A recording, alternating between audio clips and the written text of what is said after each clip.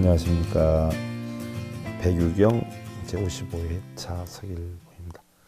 오늘은 백유경 3권에 있는 66번째 이야기요.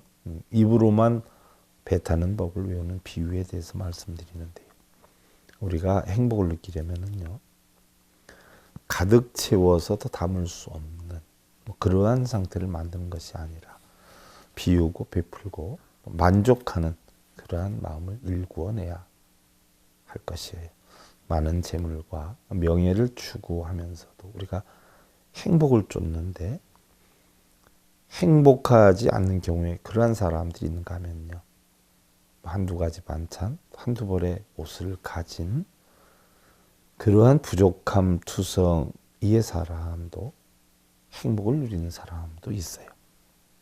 우리는 행복을 찾기 위해서 소매를 걷지 말고요, 무엇보다 먼저 마음 속에 있는 허욕을 버린다면 그만큼 우리는 행복을 담을 수 있는 그릇이 커지는 것이 아닌가 싶은데요. 부처님의 진리 역시 마찬가지죠.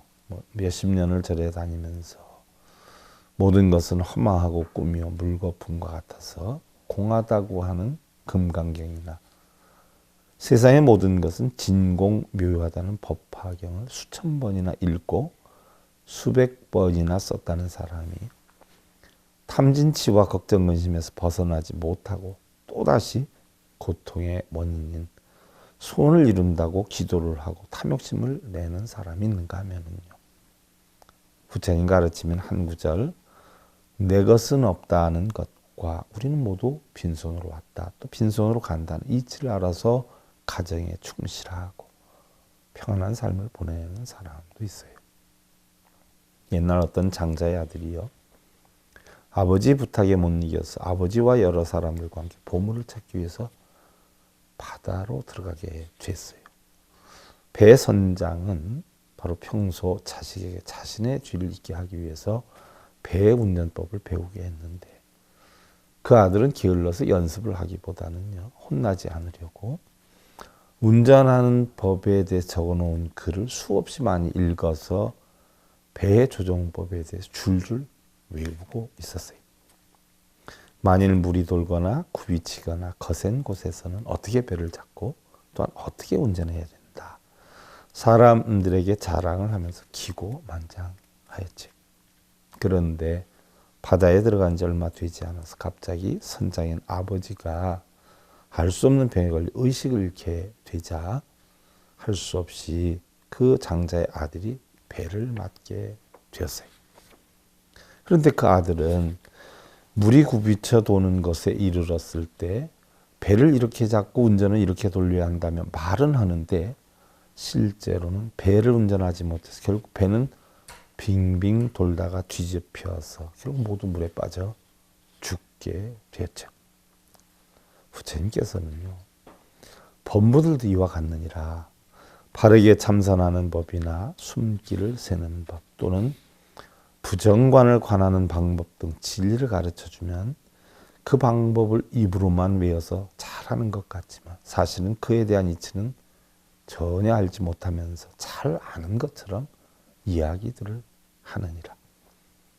그리하여 잘못된 선정의 방법이나 불법을 전달하여서 망령되이 사람들을 미혹하게 하고 여러 해 동안 사람들에게 헛된 수행만 시키고 있으니 마치 저 어리석은 사람이 입으로는 잘 알아도 실제로는 아무것도 할 줄 몰라서 결국 많은 사람들을 물에 빠져서 죽게 하는 것과 같은 것이니라 라고 하셨는데요.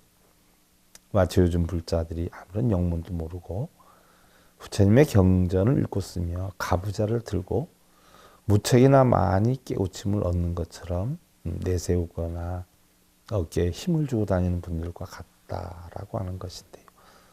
진정으로 부처님의 가르침을 안다면요, 탐진치나 걱정 근심 번뇌를 없애는 방법을 배워서 자기를 낮추고 또 없애어서 겸손하게 하고 늘 평안함으로 존경받는 이런 삶을 살 수가 있을 것인데요. 그러지 못하는 것을 보면은요, 역시 저 어리석은 장자의 아들과 다를 바가 없는 것이 아닌가 하는 그런 마음이기도 하죠. 우리 삶 속에서 우리는요, 아무리 많이 넘어지더라도 다시 일어날 수만 있다면 결코 넘어지는 것은 중요하지가 않죠.